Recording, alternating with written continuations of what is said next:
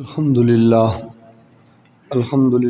وقفا والصلاة والسلام علی سید الانبیاء اما بعد فاعوذ باللہ من الشیطان الرجیم بسم اللہ الرحمن الرحیم محمد رسول اللہ صدق اللہ مولانا العظیم وصدق رسولہ النبی الکریم ان اللہ وملائکتہ یصلون علی النبی یا ایہا الذین آمنوا صلوا علیہ وسلموا تسلیما اللہم صلی علی سیدنا و اصحاب سیدنا و ازواج سیدنا و مولانا و ملجأنا و مأوانا محمد و بارک وسلم وصلی علیہ الصلاۃ والسلام علیک یا سیدی یا رسول اللہ وعلی آلک و اصحابک یا سیدی یا حبیب اللہ الصلاۃ والسلام علیک یا سیدی یا رحمت للعالمین وعلی آلک و اصحابک یا سیدی یا خاتم النبیین۔ نہایت ہی واجب الاحترام معزز محترم محتشم سامعین ذی وقار، اللہ کریم جل وعلا نے اپنے حبیب لبیب حضور نبی رحمت صلی اللہ علیہ وآلہ وسلم کے نام نامی اسم گرامی کو قرآن مجید فرقان حمید کے اندر بیان کرتے ہوئے فرمایا محمد رسول اللہ صلی اللہ علیہ وآلہ وسلم۔ محمد صلی اللہ علیہ وآلہ وسلم اللہ کے رسول ہیں۔ پیارے صاحبو، آقا علیہ السلام کے نام کے حوالے سے باتیں آپ کی سماعتوں کے حوالے کروں گا۔ حضور علیہ السلام کے ذاتی دو نام ہیں، محمد اور احمد صلی اللہ علیہ وآلہ وسلم۔ اس لیے حضور علیہ السلام نے فرمایا ان لی اسماء انا محمد و احمد، میرے بہت سارے نام ہیں یا میرے لیے بہت سارے نام ہیں، میں محمد بھی ہوں، احمد بھی ہوں، حاشر بھی حضور کا نام ہے، ماہی بھی نام ہے، مقفی بھی نام ہے، عاقب بھی نام ہے، نبی توبہ بھی نام ہے، نبی رحمت بھی نام ہے۔ باقی قرآن مجید فرقان حمید کے اندر بھی آپ دیکھتے ہیں تو ذاتی جو نام ہیں وہ دو ہیں، وہ زمین پر محمد ہے اور آسمان پہ احمد ہے۔ اور صفاتی نام کتنے ہیں، یہ جو قرآن پاک کے اندر علماء مفسرین نے جمع کیے وہ 99 ہیں، اور بعض نے کہا کہ حضور علیہ السلام کے 300 صفاتی نام ہیں، بعض نے کہا 400 صفاتی نام ہیں، اور صاحب روح البیان نے لکھا کہ حضور کے 1000 صفاتی نام ہیں۔ 1000 نام ہیں حضور علیہ السلام کے، شاید اس سے بھی زیادہ ہوں، تو کچھ چیزیں ہوتی ہیں جو معلوم بھی نہیں ہوتی۔ تو پیارے صاحبو، آقا علیہ السلام کے صفاتی نام بھی بڑی عزتوں، بڑی عظمتوں اور بڑی شانوں اور بڑی برکتوں کے متحمل ہیں، اور حضور علیہ السلام کے ذاتی نام بھی بڑی رحمتوں اور برکتوں کا سبب اور باعث ہیں۔ تو آقا علیہ السلام کے نام سے بھی پیار ہونا چاہیے، حضور علیہ السلام کی ذات سے بھی پیار ہونا چاہیے، جو مقصد اور محاصل ہے۔ اور آقا علیہ السلام کے نام سے پیار کی اور نام کی تعظیم کی جو برکت ہے وہ آپ کی سماعتوں کے حوالے کرنی ہے۔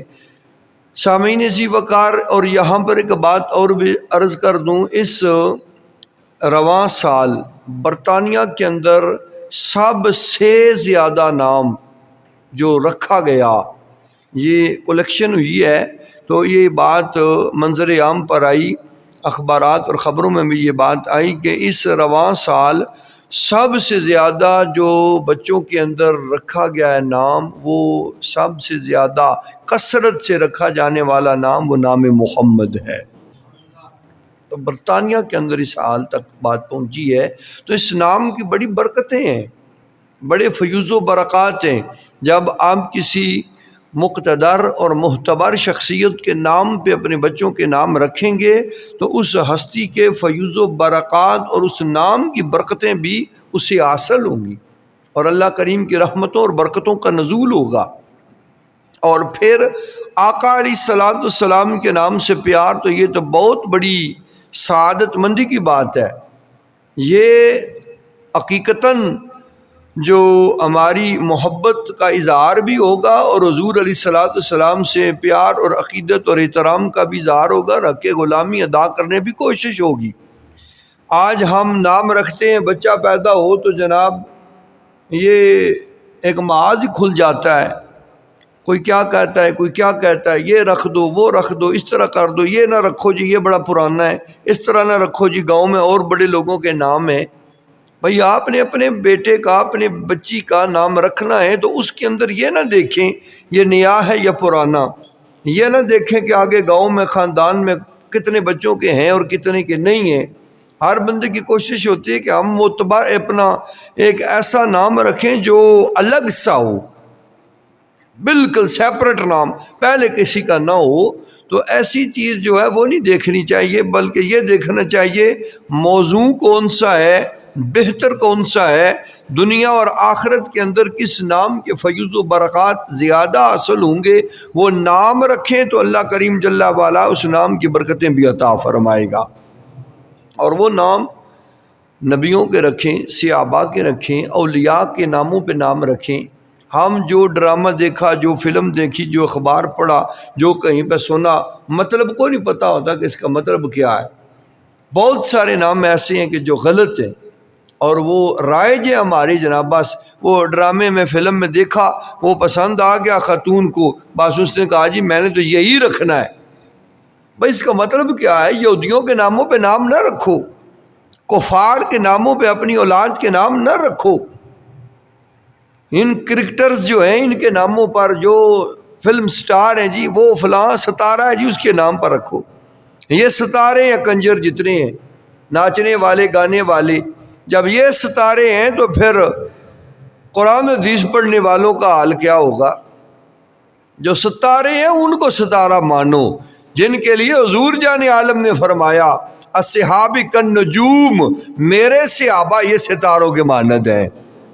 ستاروں کو ستارہ جانتا کوئی نہیں ہے، اور جو ناچنے والا گانے والا بے غیرت بے حیا بے شرم ہے وہ ستارہ ہے، اور اس کے نام پر جناب نام رکھے جا رہے ہیں، کیا فائدہ ہوگا؟ تو اس لیے ان کے نام پہ نام رکھو جن کی برکتیں بھی حاصل ہوں۔ اور پیارے صاحبو یہ حضور علیہ الصلوۃ والسلام کے نام نامی اس میں گرامی ہے۔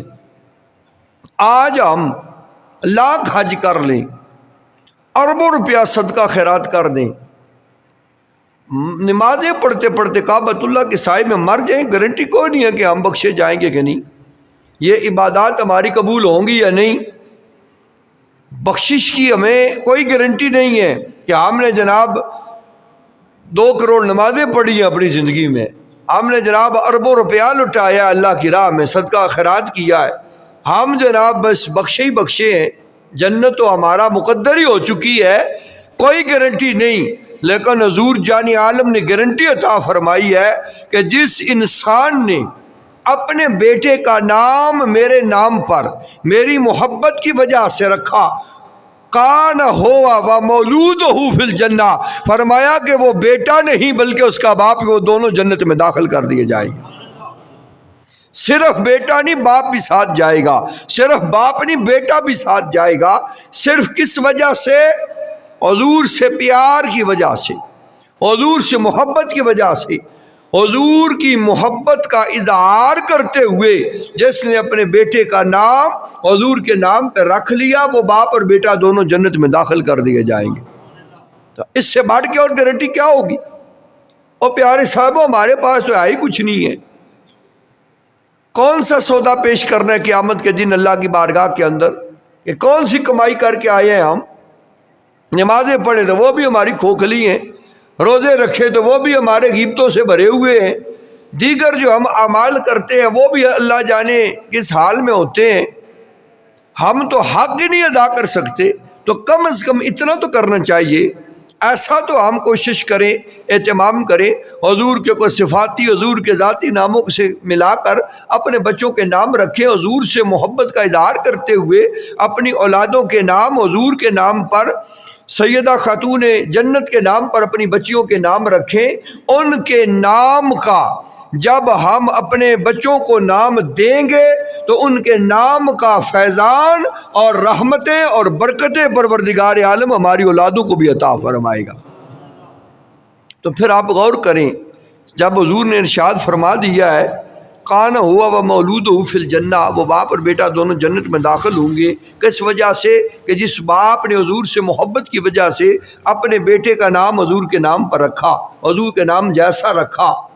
تو جس باپ نے اپنے بیٹے کو حضور علیہ الصلوۃ والسلام کی محبت سکھائی ہوگی، جس باپ نے اپنے بیٹے کو حضور علیہ الصلوۃ والسلام کا دین پڑھایا ہوگا، جس باپ نے حضور جان عالم کے قلب اطہر پہ اترنے والے قرآن مجید فرقان حمید کو اپنے بیٹے کو یاد کرایا ہوگا، اس کلام لا ریب کا حافظ کرایا ہوگا۔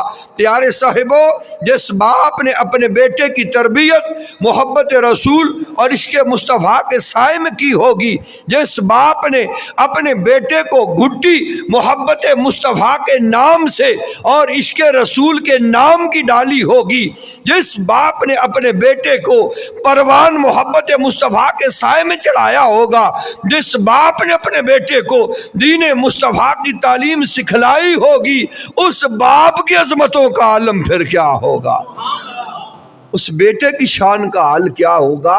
تو یہ تو صرف حضور کے نام پہ نام رکھنے کی برکت ہے، تو جس نے حضور جان عالم کا پیغام بھی بتایا ہوگا، حضور کی محبت بھی سکھائی ہوگی، پھر اس باپ اور بیٹے کی عظمتوں کا عالم قیامت کے دن کیا ہوگا۔ تو اس واسطے صاحبان ذی وقار حضور کے نام سے محبت کرتے ہوئے حضور کے نام پر اپنے بچوں کے نام بھی رکھو، اور حضور علیہ الصلوۃ والسلام کے دین اسلام کا جو پیغام ہے وہ بھی سکھاؤ، حضور جان عالم کی محبت کے اور عشق کے سائے میں اپنی اولادوں کو پروان چڑھاؤ، تو رب کریم ان باپوں کو بھی ان بیٹوں کو بھی جنت الفردوس کے اندر مقام اعلیٰ عطا فرمائے گا۔ صرف دعاؤں سے بات نہیں بنے گی۔ بہت بڑے مولوی اور بلائے سن تو نہ دعا منگی ہے تو بس اللہ کرسی تو بخشی ہی گیا سی جی۔ بہت بڑے پیر صاحب آئے سن، جاڑے مرضی پہ بڑے ہونا، صرف پویں اسمانہ نہ پیا لگا تو پویں چھتا نہ پیا لگا، گل نہیں بڑھنی جدو تک عمل نہ ہو سی تو محبت نہ ہو سی۔ یہ گارنٹی ہمارے پاس حضور نے فرمایا ہے، تو جو حضور نے فرما دیا پھر وہ بات رد نہیں ہو سکتی، وہ ایسی بات نہیں، کچی بات نہیں ہے، وہ بالکل پکی اتھینٹک بات ہے۔ وہ جیسے کہتے ہیں نا لوہے پر لکیر یا جناب پتھر پر لکیر ہے، بالکل اس سے بھی بڑھ کے گارنٹی ہے۔ آنکھیں بند کر کے ایسا کریں۔ اللہ کریم کی بارگاہ کے اندر یہ عظیم اور مبارک نام ہے، اور حدیث پاک کی روح میں جو اللہ کے پسندیدہ نام ہے وہ عبداللہ اور عبد الرحمن ہے، عبداللہ اور عبد الرحمن۔ لیکن ہم نام رکھ تو لیتے ہیں بڑے خوبصورت، پھر بلانے میں بڑی بے ادبی کرتے ہیں۔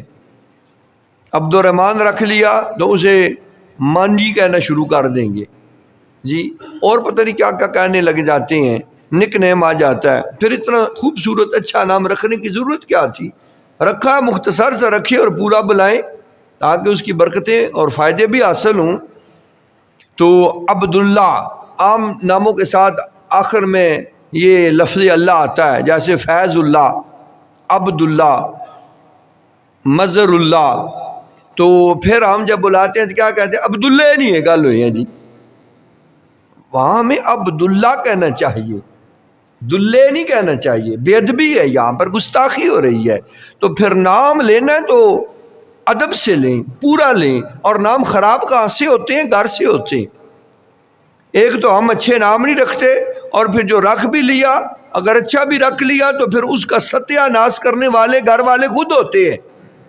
نک نیم رکھ لیا جاتا ہے، اس کی اصلیت اور شخصیت اس کو مٹا دیا جاتا ہے۔ جو مقصد پیش نظر تھا اس مقصد کے مطابق نام تو رکھ لیا، پھر بلایا ہی نہیں تو پھر فائدہ کس چیز کا ہے؟ نام بھی خوبصورت رکھیں، بلانے کے اندر بھی احتیاط برتیں، اور کسی کا غلط نام نہیں بلانا چاہیے ہمیں۔ ہمارے معاشرے کا ایک بہت بڑا یہ ناسور ہے، ہمارے ہاں ہم کسی بندے کا نام لیتے ہیں اگر ادب سے لیتے ہیں نا، مثال کے طور پر ایک بندہ ہے، ہم کہتے ہیں جی یہ مطلب ہے کہ یاسر کی بات ہے جی، یاسر نے یہ کیا تھا وہ کیا تھا، کہیں گے وہ کیڑا یاسر ہو، وہ یاسرا، تو پھر سمجھ آ جاتی ہے سب کو، یاسر کا ہوگے یا ناصر کا ہوگے یا اس طرح کا نام، تو وہ کسی کو سمجھ نہیں آئے گی، وہ آپ کو پلٹائے گا، دہرائے گا کہ دوبارہ کہو کس کے بارے میں کہہ رہے ہو۔ جب اس کا نام بگاڑ کے لیں گے فوراً سمجھ آ جائے گی۔ تو یہ خرابی کس نے پیدا کی ہے؟ پہلے گھر والے، بعد میں معاشرے والے۔ تو اس لیے پیارے صاحبو، نام ایک تو اللہ کے پیاروں کے نام پہ رکھے جائیں، اور پھر انہیں بلانے کے اندر ترتیب اور ادب اور احترام کو ملوز خاطر رکھا جائے، تو اللہ کریم جل وعلا پھر اس کے فیض و برکات عطا فرماتا ہے۔ تو یہ حضور علیہ السلام نے فرمایا کہ جس نے اپنے بیٹے کا نام میرے نام پر میری محبت کی وجہ سے رکھا، وہ باپ اور بیٹا دونوں جنت میں داخل ہو جائیں گے۔ پھر اس نامی اسم گرامی کو جتنا احترام آپ دیں گے، ادب کریں گے، اتنی رحمتیں اور برکتیں بھی حاصل ہوں گی۔ صاحب روح البیان نے لکھا، جناب حضرت بلال رضی اللہ تعالی عنہ نے اذان کہی، جب وہ اشہد ان محمد رسول اللہ پہ پہنچے تو جناب صدیق اکبر نے ایسے اپنے ہونٹوں کو، اپنے ناخنوں کو، اپنے انگوٹھے کے جو ناخن ہیں ان کو چوم کے نا ایسے جیسے ہم کرتے ہیں آنکھوں پہ لگایا، اور ساتھ میں کہا قرۃ عینی بک یا رسول اللہ، یا رسول اللہ صلی اللہ علیہ وآلہ وسلم، آپ تو میری آنکھوں کی ٹھنڈک ہیں۔ اذان مکمل ہوئی، حضور علیہ السلام نے فرمایا جس طرح صدیق اکبر نے کیا ہے، جو بھی ایسا کرے گا اللہ کریم جل وعلا اس کے گناہوں کو معاف فرمائے گا۔ اور دوسری روایت یہ بھی صاحب روح البیان نے لکھی ہے، فرمایا کہ جس نے، آقا علیہ السلام نے فرمایا کہ میرا نام سن کے اپنے انگوٹھے چوم کے آنکھوں پہ لگائے، رب کریم اسے اندھا ہونے سے محفوظ فرمائے گا۔ وہ اندھا نہیں ہوگا، ہاں نظر کمزور ہو جائے یہ الگ بات ہے، اندھا نہیں ہوگا مکمل طور پر۔ تو پیارے صاحبو، پھر یہ طریقہ بھی یہی ہے کہ ان کو چوم کے نا ایسے لگا کے ایسے کھینچا کریں، جیسے سرما ڈالا جاتا ہے، بعض لوگ ایسے چوم کے ادھر لگا دیتے ہیں، آنکھوں پہ رکھ کے ایسے کھینچیں، تو پھر قرۃ عین بک یا رسول اللہ پڑھیں، کیا جاتا ہے ہمارا؟ کون سا نقصان ہے؟ کون سا اس پہ زور لگتا ہے؟ کون سا اس پہ خرچہ ہوتا ہے؟ تو فائدے ہو رہے ہیں، برکتیں حاصل ہو رہی ہیں تو کرنا چاہیے، کیونکہ حضور علیہ السلام کے نام کی تعظیم بڑی اعلیٰ چیز ہے، بڑی رحمتیں اور برکتیں حاصل ہوتی ہیں کہ اللہ اندھا ہونے سے بھی محفوظ فرمائے گا اور اللہ کریم گناہ بھی معاف فرمائے گا۔ تو اس لیے عاشق نے خوبصورت بات کی ہے نا کہ ایڈا سونا نام محمد دا، اس نا دیا ریسا کون کرے، دو جگ تے سایہ رحمت دا، اس چھان دیا ریسا کون کرے۔ یہ حضور جان عالم صلی اللہ علیہ وآلہ وسلم کے نام اسم گرامی کے فیوز و برکات ہیں۔ اور پھر سب سے بڑی بات، آپ کوئی بھی عمل کریں، آقا علیہ السلام نے فرمایا الصلاۃ معراج المؤمنین، نماز مومنین کی معراج ہے۔ کیوں معراج ہے نماز؟ روزہ کیوں نہیں معراج؟ نماز پڑھتے ہوئے تو 10 منٹ لگتے ہیں، اور روزہ جو ہے جناب وہ 16-17 گھنٹے کا بھی ہوتا ہے۔ روزہ ہونا چاہیے تھا نا معراج۔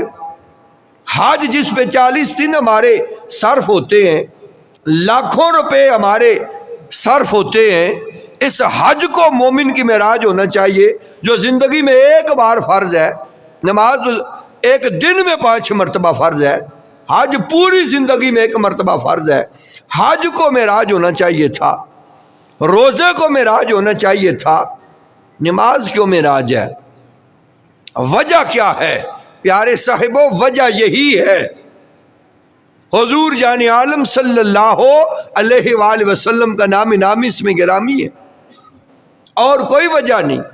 باقی عبادات جو ہم کرتے ہیں ان کو معراج نہیں کہا گیا، نماز کو معراج کہا گیا۔ پہلی وجہ کہ جب انسان نماز پڑھتا ہے تو اس پہ اللہ کریم جل وعلا کی نگاہ لطف و کرم ہو جاتی ہے۔ اور یہاں پہ ایک مسئلے کی بات بھی عرض کر دوں، بعض لوگوں کی عادت ہوتی ہے وہ نماز پڑھتے ہوئے نا آر پار تاڑتے رہتے ہیں، ادھر سامنے بس پڑھ رہے ہیں، آگے بھی دیکھ لیا، ادھر ادھر جناب وہ نظریں گھماتے رہتے ہیں اور دیکھتے رہتے ہیں لوگوں کا آنا جانا۔ اس حرکت سے اپنے آپ کو محفوظ رکھیں۔ یہ کون سا طریقہ ہے؟ نماز رب کی پڑھنی ہے اور جناب خبر چاروں اطراف کی رکھی ہوئی ہے۔ پہلے ہی ہمارا خشوع خضوع حاصل نہیں ہوتا نماز کے اندر، اور یہ کرتوت کرنے لگ جائیں تو پھر کون سی نماز ہے وہ تو نیری ٹکرے ہیں نا پھر۔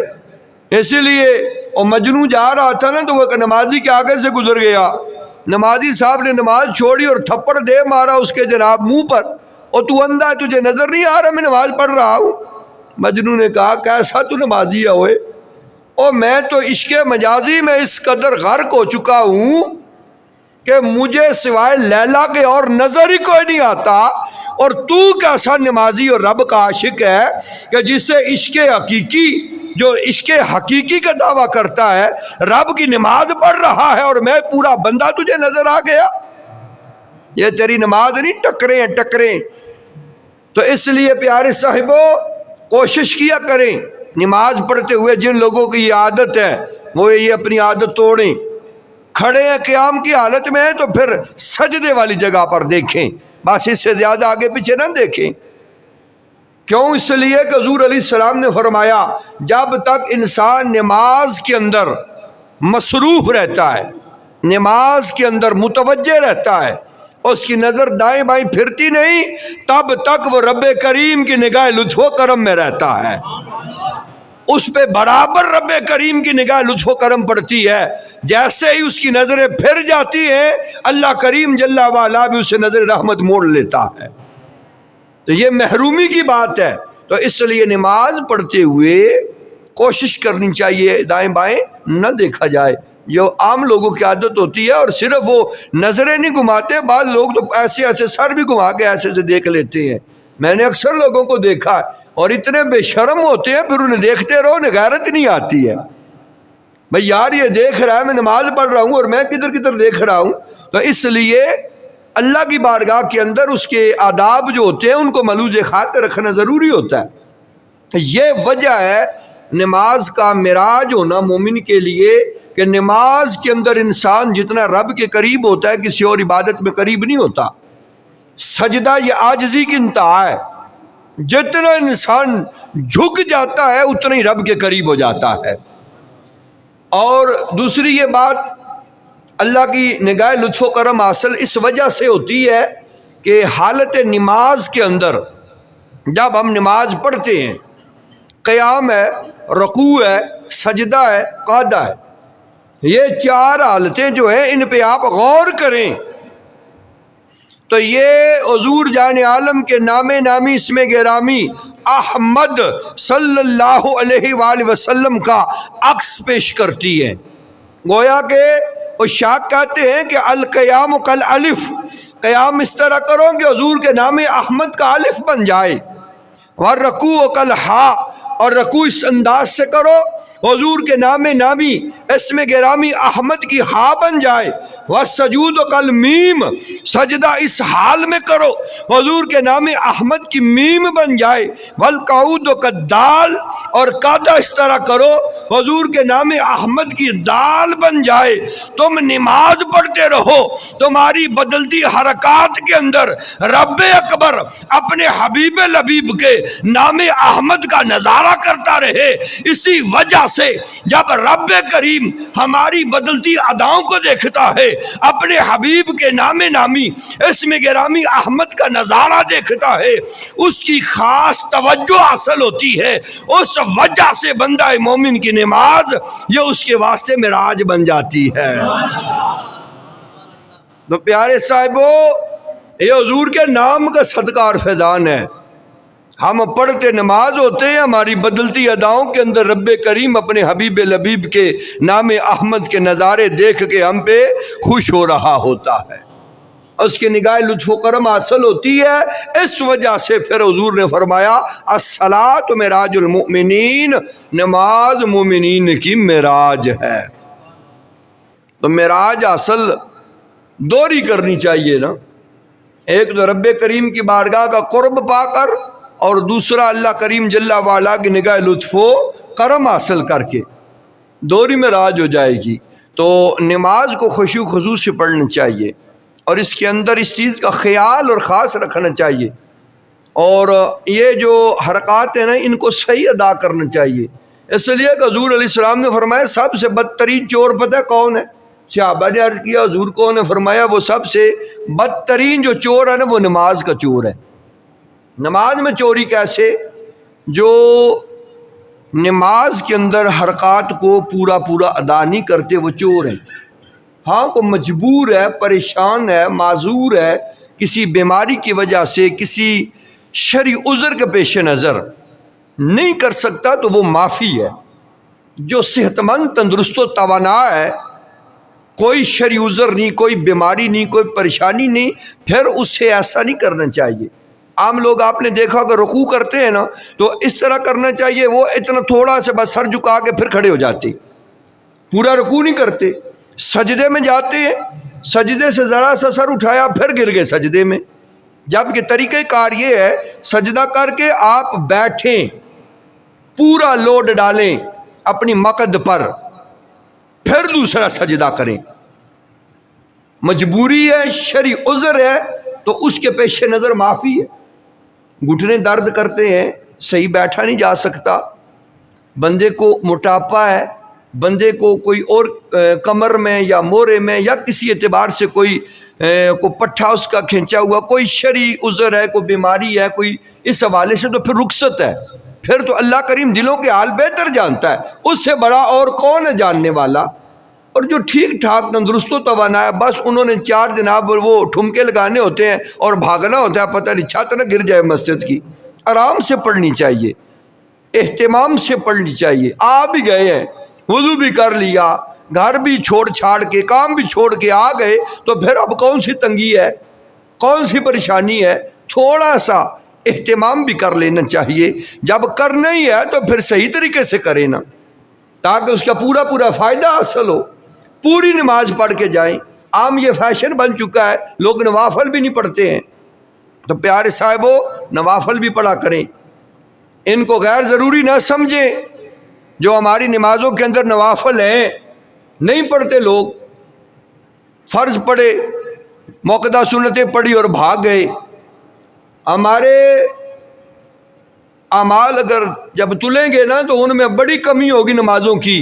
ہر بندہ سیانہ ہے، اپنے اپنے گریبان میں منہ ڈال کے دیکھ لے ہم نے کب سے نماز شروع کی ہے۔ ہماری ہزاروں لاکھوں نمازیں قضا ہو جاتی ہیں، وہ کیسے پوری ہوں گی؟ یہ بھی اللہ کریم کا احسان عظیم ہے۔ حضور کے تصدق اور توسل سے قیامت کے دن کیا ہوگا؟ ہمارے یہ جو نمازوں کے اندر نوافل پڑھے جاتے ہیں پیارے صاحبوں، اور یہ غیر موقدہ سنتیں جو ہیں، ان نوافل کو قیامت کے دن رب کریم فرائض کے برابر درجہ عطا کرے گا، اور ادھر جو کمی ہوگی ان کی وجہ سے اس کو پورا کر کے ہمارا کھاتا 0 کر دیا جائے گا۔ ہاں جی، تو اس لیے ان کو غیر ضروری نہ سمجھیں، یہ بہت ضروری ہیں، بڑے عام ہیں، بڑی قدر و منزلت ہے ان نوافل کی۔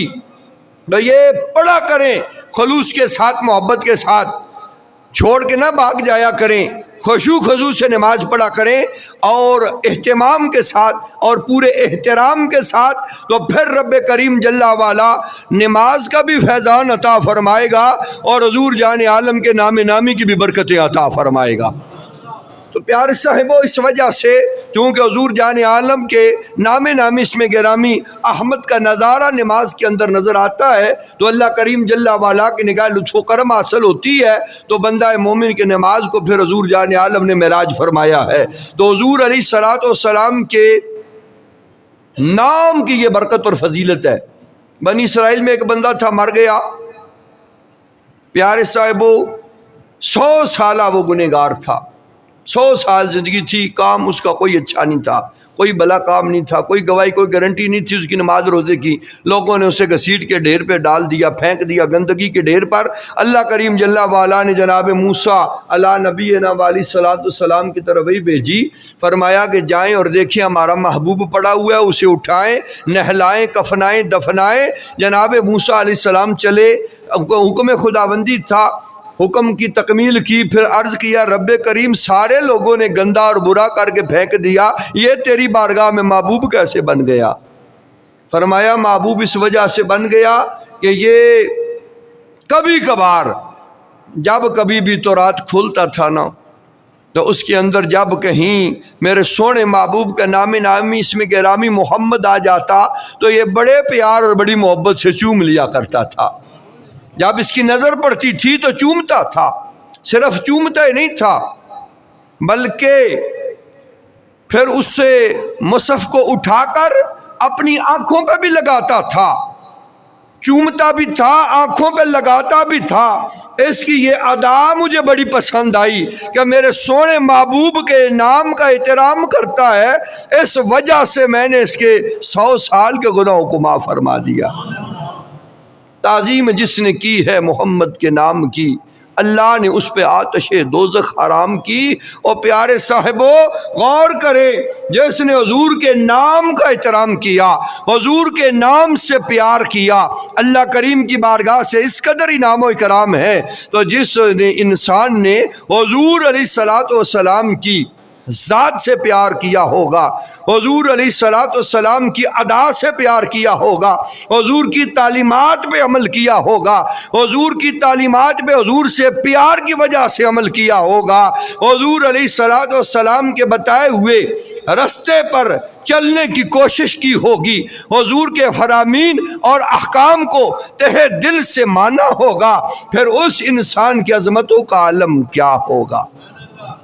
اس لیے حضور کی ذات سے بھی پیار کریں، حضور کی بات سے بھی پیار کریں، حضور کے نام سے بھی پیار کریں، حضور کے پیغام سے بھی پیار کریں۔ تو پیارے صاحبو رب کریم جل وعلا دارین کے اندر فیضان محبت، اپنے حبیب لبیب کی محبت کا فیضان بھی عطا فرمائے گا، اور اپنے سونے محبوب علیہ الصلوۃ والسلام کی غلامی کا جو مقصد، جو حق ہم ادا کرتے ہیں نا، اس کے پیش نظر جو انعام و اکرام ہے رب کریم وہ بھی سارے عطا فرمائے گا۔